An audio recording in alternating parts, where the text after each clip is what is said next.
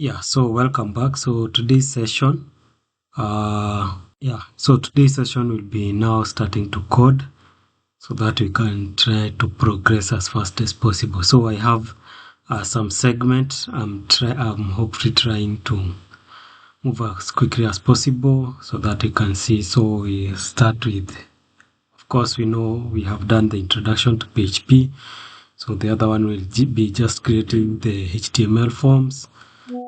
Then doing form submission, doing some validation and error handling.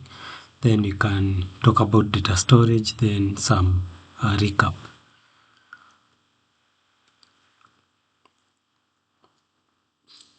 So by now, of course, you know PHP, it's the hypertext preprocessor, so it's open source, server-side scripting language, and mostly we embed that inside the HTML. So normally how this works is you use your browser, which makes request to the web server, and on the web server is now where the PHP processor will get executed and the results will be relayed back to the web browser in form of HTML output. So I hope we have already set up the XAMPP or maybe Apache. You have your code editor, and yeah, we can start setting up our code base. So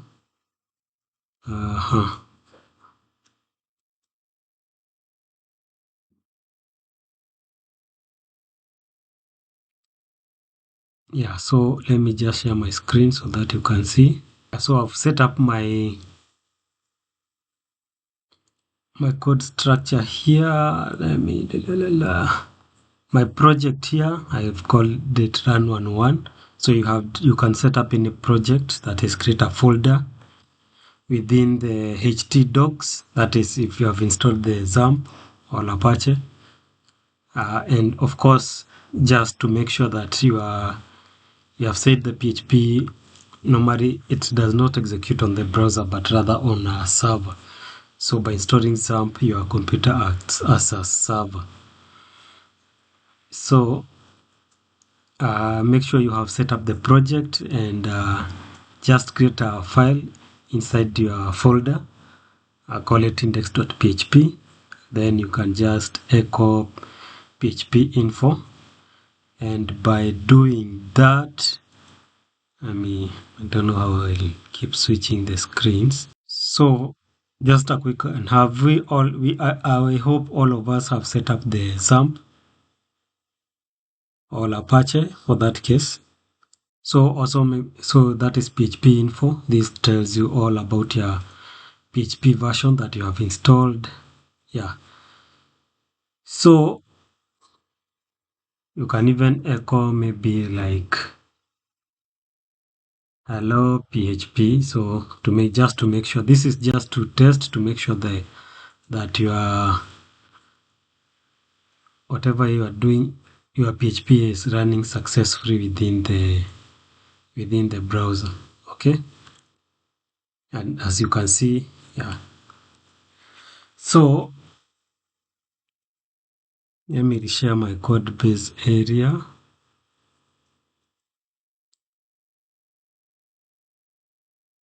Again, so I move back to the coding area.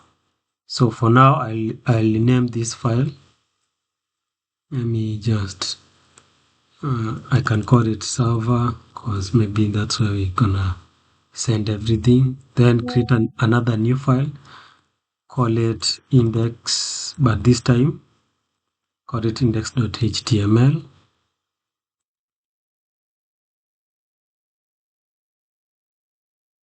And then HTML. So add that syntax so that can render something. Then we can say, of course, styling you can do on your own later, CSS. So contact details, because maybe we want to capture contact details, then process that with PHP. So So I hope by now we are clear that you can run your scripts within localhost. Of course, just another thing to note, all the PHP files said with .php, and they must run through a web server. That is, okay, XAMPP is a bundle, so normally it's Apache. So now I want us to create a form and then try to work with that. So form, then we have an action. I'll explain this later. Then you have your inputs here. So on the inputs you can have maybe a div as a container. Then you can have maybe your label for your input. So I can say fname first name. Then again here I can say input. So I hope by now you know these attributes for the inputs. For the type, you either declare you're gonna capture what you are capturing, whether it's a text, whether it's an email, whether it's this a number, and so forth. So of course, another key thing to note that you must add while working, if this is something you're gonna submit, so it's the name.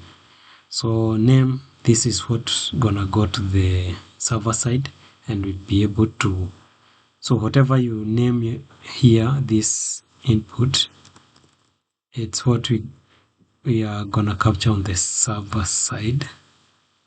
So let's just leave it at that. We can give it an ID because already I have a label, and for my label 4, I give it ID, I give it there as fname.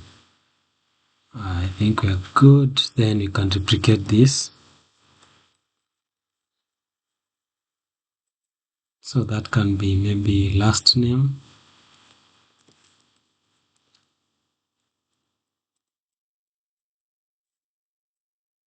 So that is last name. Then we can have maybe an email. So now the type of the input will change so that you can capture an email. Of course, email. Then we can have maybe a phone number that you want to capture.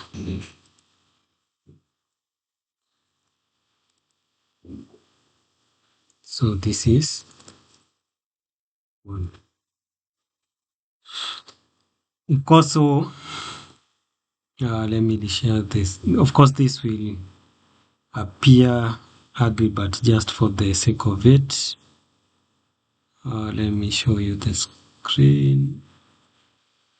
All our details have been rendered there, but because, of course, just to make this fancy a bit with CSS, we can just load bootstrap.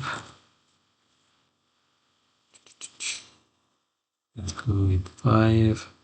So in my case, you can, in case your application, you'll be working with an offline application. So these files, you need to download them locally. But in my case, since I'm assuming this will be online, I can just copy this is the CDN files. Yeah, so I've gone to my browser, then I've just copied the bootstrap 5. Yeah, so that maybe make again so that we can have a fancy UI. So what I want to do now is just add some classes. Class is equal to form. Input, we can have form group here, so I can capture all of this. Then we add them a class of form group. I think this is something you can always verify, so no need of focusing much. So then you can have this as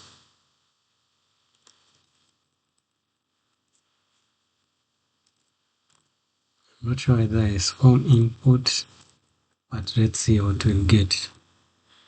So let's switch up and see what we are getting. Yeah, so if I go back here, at least it's somehow better, but of course you can do more with the bootstrap to make sure that all your inputs are okay, but that's not the focus for today. So I'll switch back to my code to add the submit button. So if I refresh my browser, so that's how our forms looks like. So the next thing now, we're gonna go back to the code. Let me share the code. I hope you are following along. So this is our code.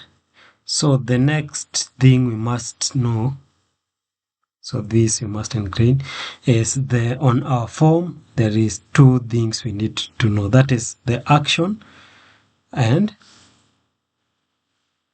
our method.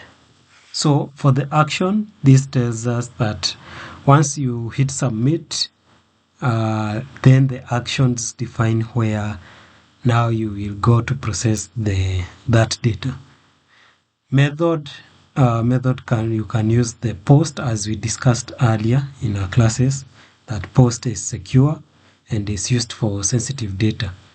But get, you can also add get in your form, but this will append your data to the URL, as we shall see just now. So you can just start with, let me just use, so action, we see our files here, so you can just say dot, so this is to say in our current directory look for server.php. That's where we need you to go. Then we need to also add a method. Method is equal to, so let's first use get. So that's our code. Let me also try to, okay, that's not necessary. Input, I don't know whether this is a group. Yeah, so now what I want to do is try to add some data here. Let's say Nicholas email, I can just use that, phone number, that. So as you can see, as I've said, because on our action, so remember on our action we said you go to this location where we added our action to point to the server.php. Then because the method we used get, and as I've told you, the get will prepend all the data within your URL. That's why you don't use that for sensitive data, you use post. So if you can be able to see my screen, I hope you can be able to see the URL. Can you? Great. Yes. So as you can see, as we did submit our form, it went to our action where we told it to go. Then it picked those inputs. The F name, as I told you, the name, what you named. You said your input, the name to be. So like F name is this, last name is this, email is this, and the phone number is this. Of course, this, let me switch up.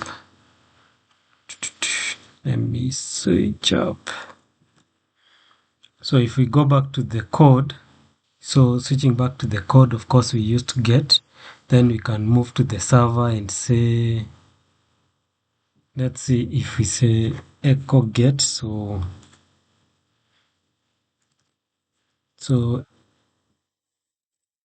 yeah. So this will bring an issue because we are echoing and we said echo, as you can see, if you highlight in any of your whatever is inbuilt within the PHP, you'll be able to see more. As you can see the highlight there, if you hover over the echo, you see it outputs the strings. But if you hover over get, that is an associative array.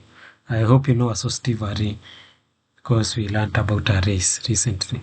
So what we can do here is I can say let me print r, let's print r, then we put that here,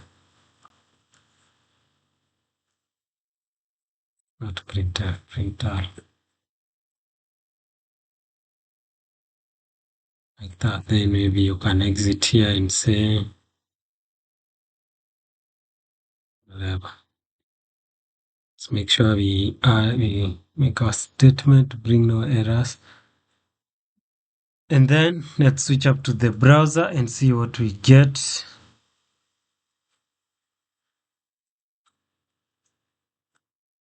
So if I now reload my browser,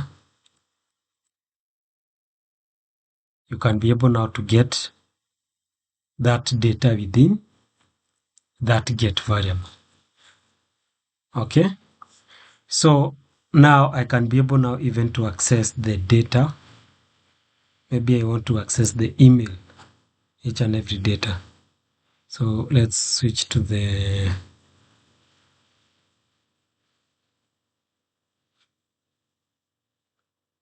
switching to the code. Okay, we want to access the data. So we learned about variables. Okay, so we can say now, because we are getting now these names and it's them, now we want to work on our server. So if I can say f name, this will be, now we pick that get variable,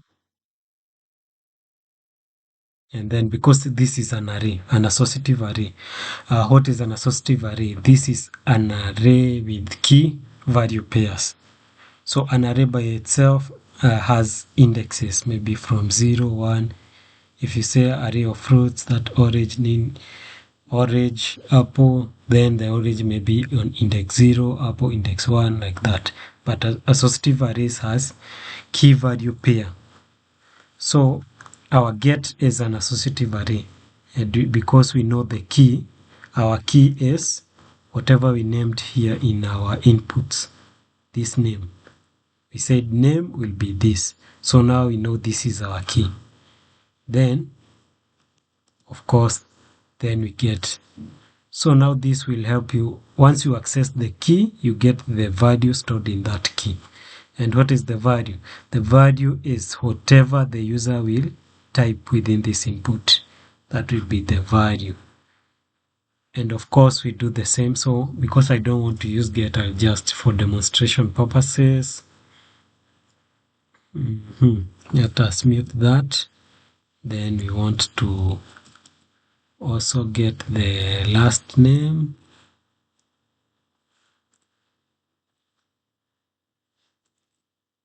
Then we can say, okay, echo. Maybe we say welcome. Then we know about our concatenation, string concatenation. We say this is a string, which is welcome. We have a space here. Then we concatenate with maybe first name, f name, okay. Then we concatenate with a space here because we want to add some space. Then we say last name here, L name, okay. Hope that's clear. So by then, if I am able to switch up to the browser, now if I refresh this, we shall see what we get. Yeah, welcome, Nicholas Y9, then this is whatever I wanted to exit. Great. yeah, moving so fast, so good. Now the next stage, so we have managed to see how we can submit the data to the server side, and then get access that data with the post and get, which are our super globals. Great. Now, of course, I have covered most of the thing. Yeah, there is another super global I want us to be able to know, which is called the server. So let me switch up this. So yeah, let's go to our code base. Great. So as I've said, the super globals that we are working with, the critical one are this, that is get. We have another one which is dollar underscore post. Then our last one will be dollar underscore server. Okay. The reason we want to be able to work with the server. So we have seen the get. I've explained also the post. So for this, we'll quickly change because we want to use post. Yeah, to capture that data. So even just while we are at it, let me just copy our variables. So name, we have the email. Great. So these are our variables.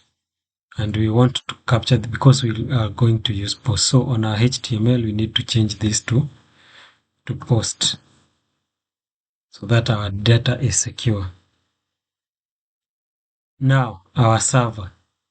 So let's say, already we have captured our name. So demonstrating our server, I can say now, what can I say? Because whenever a user submits that form, I want to check whether we have a critical part, which may be email, then maybe the first name. But before I check whether a user had submitted some data, I must check my request method. So I'll come here and say if to check the server, then we say request method. We check the request method, and this should be brackets, because if server, so before even I work with that, what we can do is check what does server really has. What is server by default? We want to know what is it. So you can just print R, and why I use, just again to reiterate, why I'm using print R, because this server, it's an array and we don't echo array. So to be able to dump all of that data, you just print R. So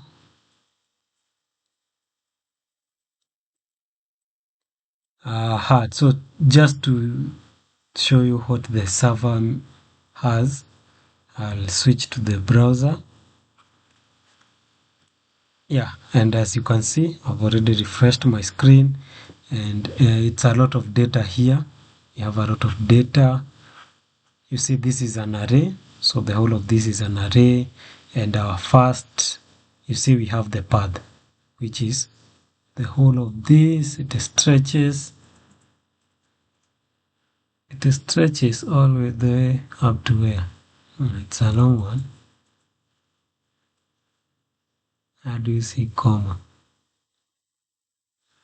You see, even it detects even the browser we are using. So there are many root. Server root, this is Windows. So you see, you can even see the server software. It's Apache.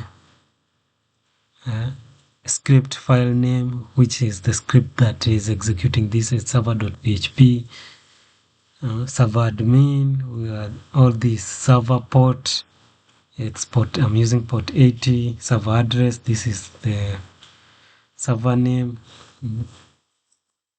All of this you can be able to get that. So let's see whether we have a request method here.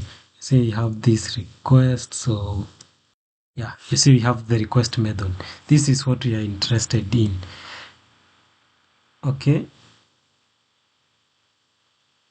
Now, switching back to the code. So now we know what the server carries. So I can come here and say I want to check the server for a key because that is an associative array. Then look what is this request method that is coming. Then can say if this is a post, then do something. Of course, if it is not, you can just say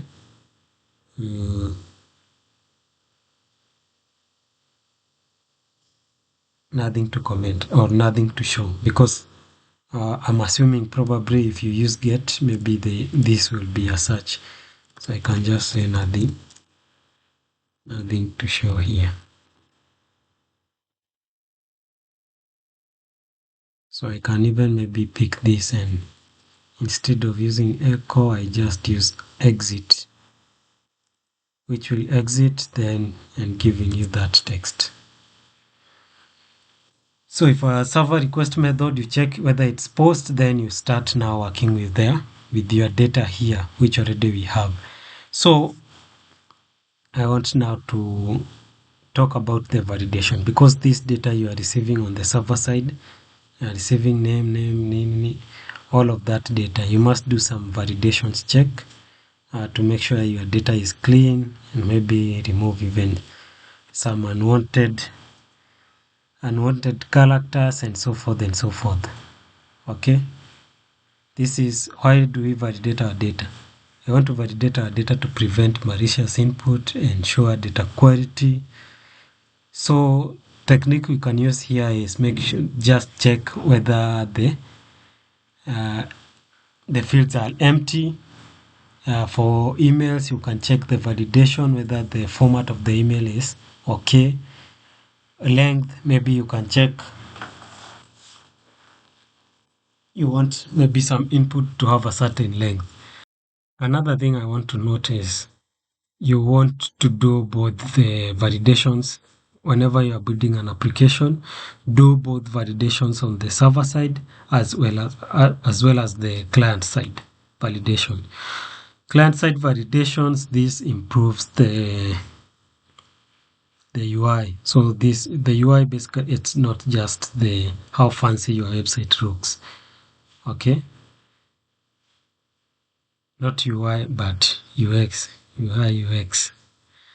So even just making sure, maybe if you want some fields to be required, make sure they are required. Maybe you can give even hints of if maybe the type of data you want, and maybe the format you want to capture. So this is to help the user when they are using the system to be able to understand the system better. That's why we normally do the client-side validation, and also avoid many errors, because you don't want user to submit, then you have done this error, then the user is typing again. It's good, because client-side validation, you don't need the rendering of the form. So what we are gonna do, basically, because client side you'll do the validation with JavaScript. I hope you are familiar with that. So we'll do the server side validations. Now I want us, because I can use, maybe like if we want to remove the empty spaces within the name, you can use trim. Okay,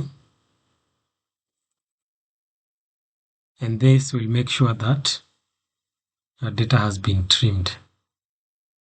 Okay, so we'll do this to all the inputs. Instead of that, remember we learned about functions. I can have a function here and call it function, then say validate inputs. Okay, and then these functions will receive the type of input. Remember the types of input I said we have text, we have email, we have number. So, and by default, I'll assume this is text by default.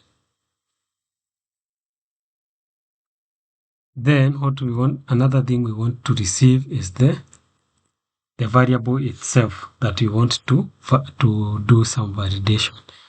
So you can call this the value that is being validated. So our value here, I can come say, okay, I want to trim the value, so my value can be equals and reassign this trim value. Okay, so by default our variable here we have trimmed. Another thing we can do, we can say, let me just quickly check online and see on PHP validate input. So by doing a quick search, I can say we have many the sanitization. So this is clearing or filtering the input to remove potential harmful unwanted. So we have trim, we have strip slashes. So let me copy that, strip slashes. So I can come here then say, you can just say then again value is equal to, because already you have strip, then you say strip slashes, then input value again. Alternatively, you can just copy these strip slashes, then you paste it here, then you do like that. It will still be the same. So this what our code now will do is it will come here and say, okay, this function tells me to strip slashes on what, on this, then it comes then it finds another function, so then it calls this function again, which is then this function says we need to trim the value. So this is calling a functions as an argument. I hope you know that concept. So just by demonstrating a bit so that you're not lost, is where you can have maybe, let's assume we have a function. I'll move first function that is to sum. So this sum A and B, of course we have already done that. Then this will return A plus B. Of course these are variables. Let me just move as quick as possible because this is something you know. Then we can say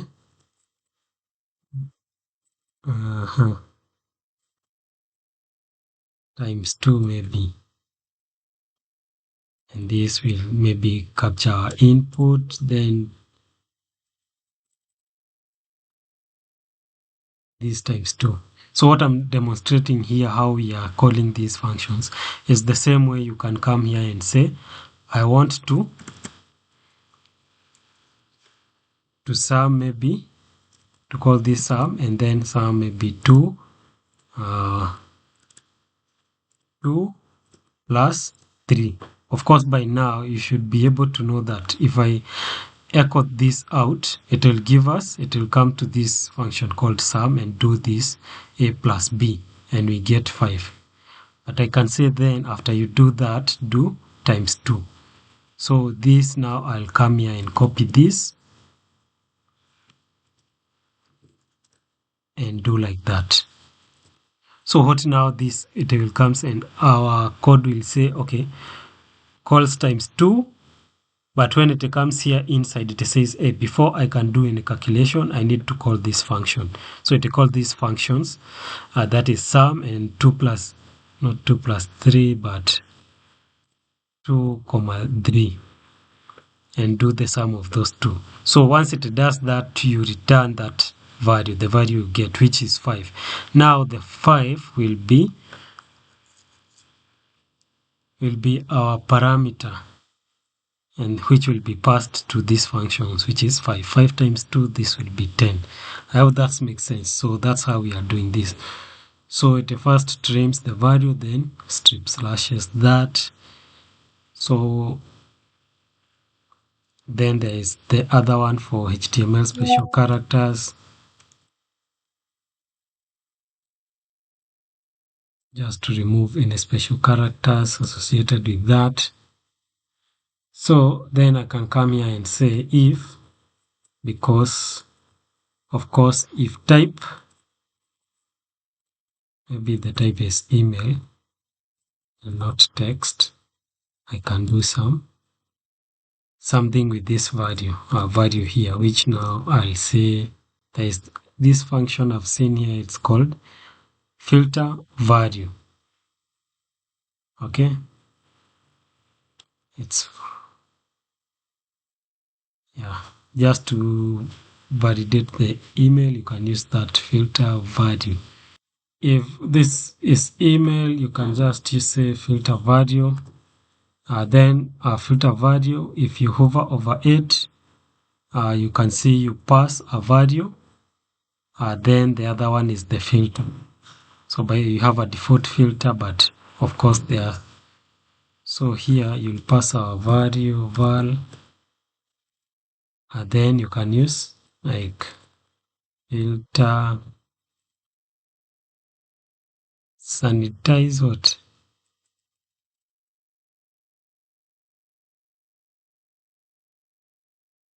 Sanitize email. So you can see filter variable, it's an inbuilt function for the PHP. So you can see all the things you can validate there. So you can sanitize email and then you'll get that. At the end of this function, you need to return. So I'm assuming here you can even do more validation so that you can do some research. Then once you are done all the validations here, you can return the value. So why are you using these functions?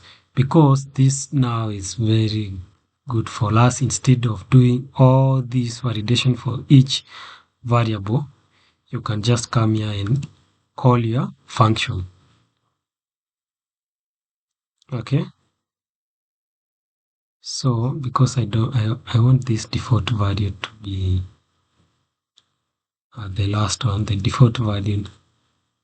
It's good if you have a default value to be the trailing one, then the required one to start. So like for my case, you can see it's not complaining. So if by default it's text, so I don't need to say that this is a text. So I just need to pass the variable there. Then so this was just to demonstrate, so I can do away with that. So what we want to do is to output whatever I have here. So I can just do, so let's see whether we can be able to get this value. So let's switch quickly to our, so let's say the first name is Chris, last name is Duncan. Just add email.com.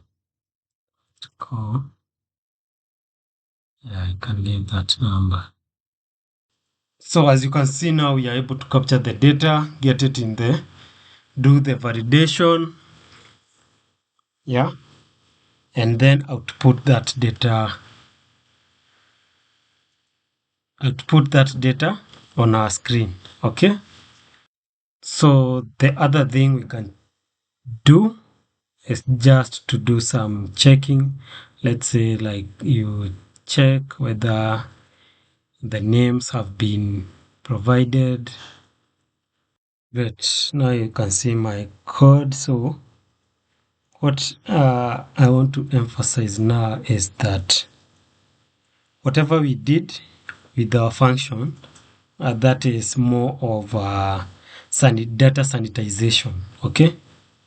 Now, just to making sure removing unwanted spaces and removing any special characters and so forth.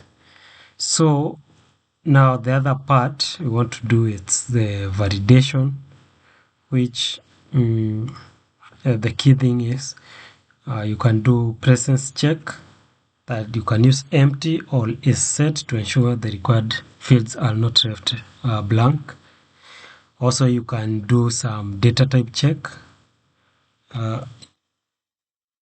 Let's say you are capturing the age and you want this to come as a number, so you can check that.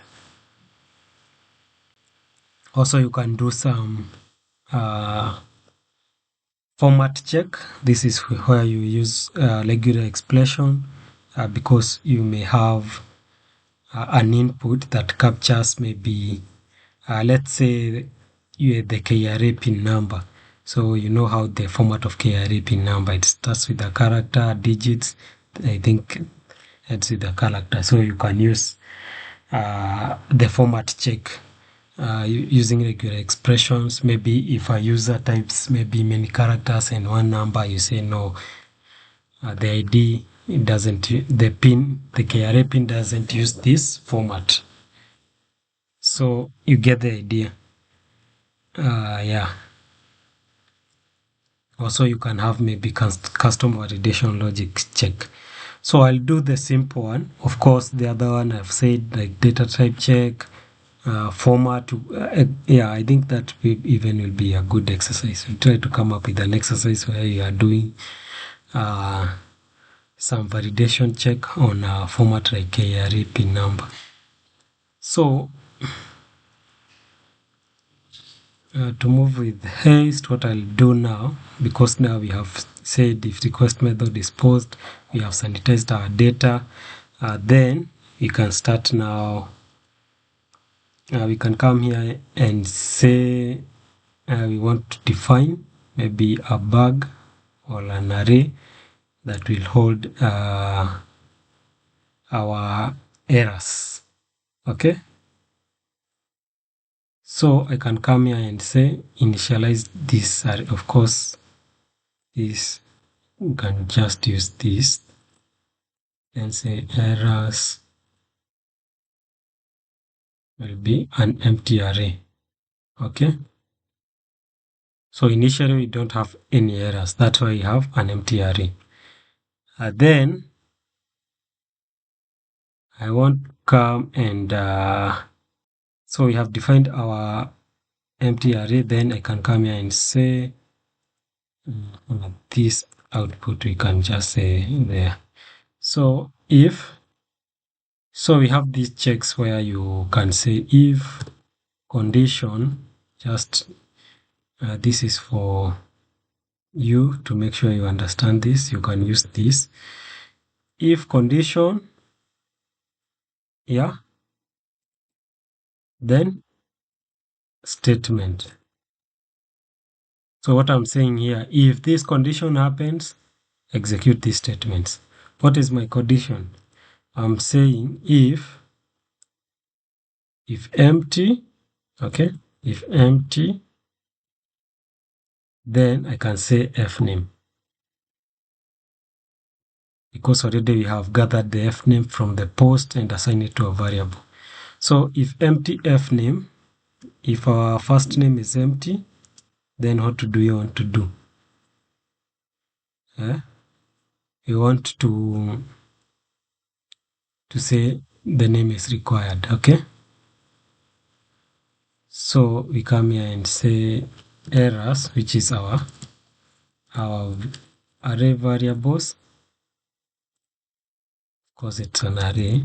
So then we say f name is wired, just like that.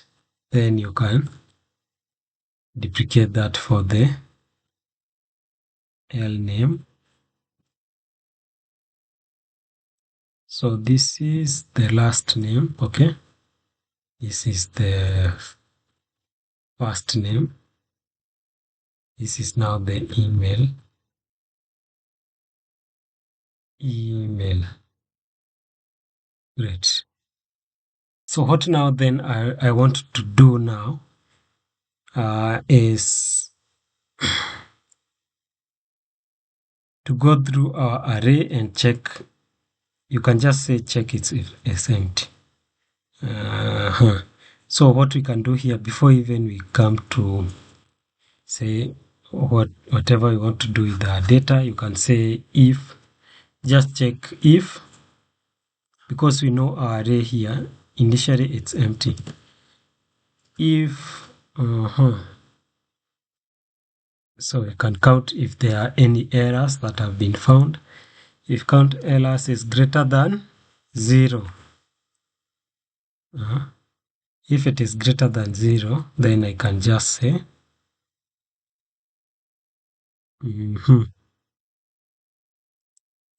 now we want to return to the user and say we have some form errors. So we can say echo maybe h3. This can be h3, and you can tell them form errors like that. Then echo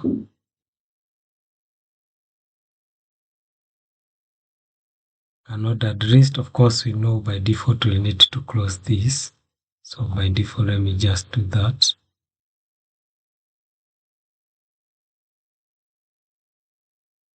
Then I can say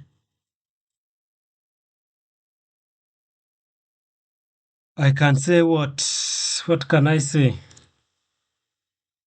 This is wrist. Okay. Then whatever the error will be, maybe it's error. So we can concatenate that and then close this.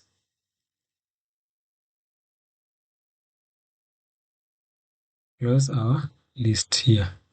Of course, we need to loop through our array so that we can render each and every error that we manage to capture. So for errors as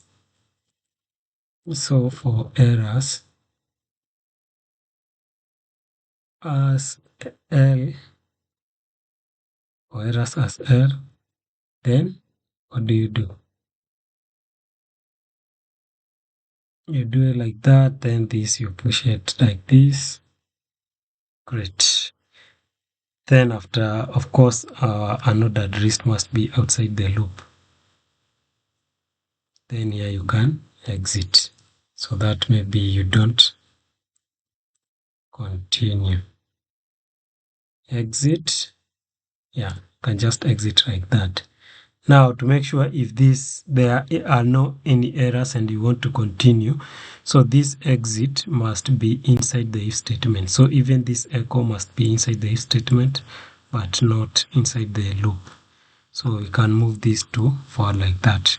So this now makes sure that whenever, if we don't have an error, we'll output these values here. So too much of that. So let's switch back now to our browser. Let me share that.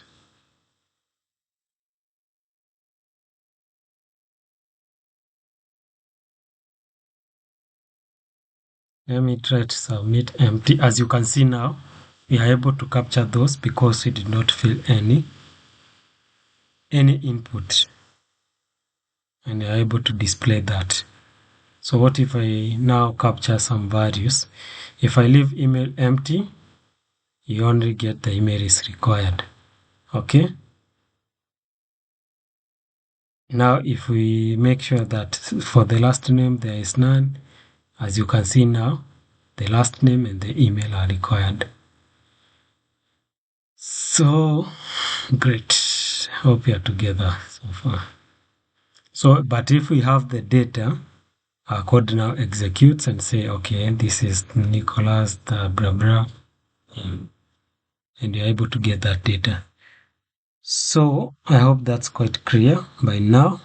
So, we are going to capture our data and store this data. But for now, we are not going to use the database. We are going to use the file system.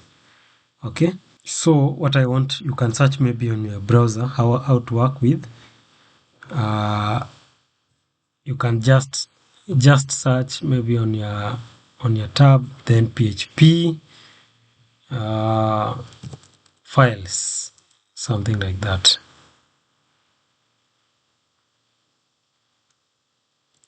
Or you can say PHP working with files. So there are so many things or for files. So you can do like key functions for file handling. You can see there are opening and closing files.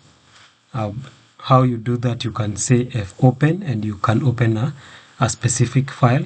Of course, this you can open in a mode, so it has like two arguments, the name of the file that you are going to open, then the mode can be in read or write or append.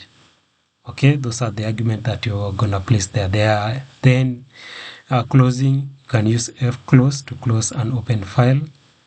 So this will reduce the resources as you have closed that. Then you can read a file by using fread, writing fwrite. Then you can get the contents of an entire, that is file get contents. You can use file put contents, so this can write to a file. Also, this is the one that we are gonna use because I don't want to go those functions of the files. That is your duty. You should make sure you do assignment on that. So I'm going to take you through file put contents because this can write a string to a file, or maybe this can also create a new file. It's not necessary that you may have created the file. If it does not exist and you say file put contents, then you pass the string, that will do that. Of course, there are so many functions that even deleting a file. Let me share the code. So I've said, so you can look into the more on the files if you want to get good at this.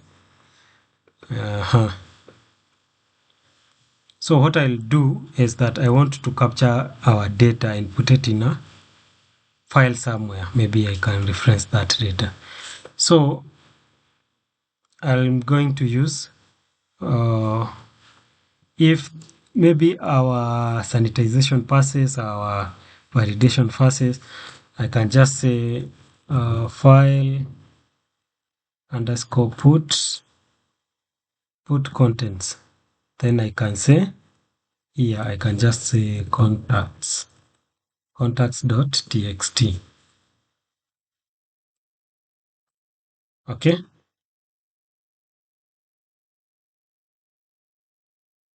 So by default, this will create, it will put, but then you need to say, what do you need to put in our whatever you are going to, the entry. Okay. So we are going to create a variable called entry.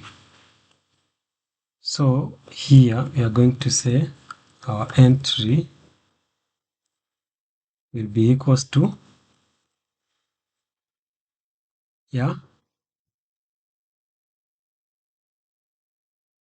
you can say maybe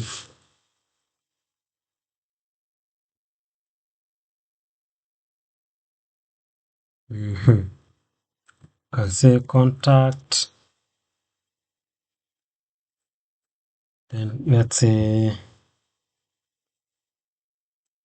give it this like an ID here. I can just say I'm just trying to play.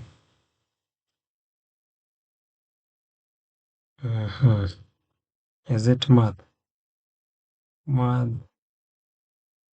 I want to use random in PHP to create just a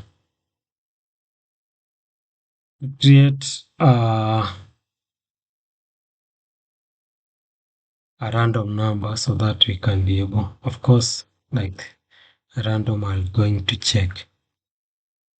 So let's try to use the it's random. So you see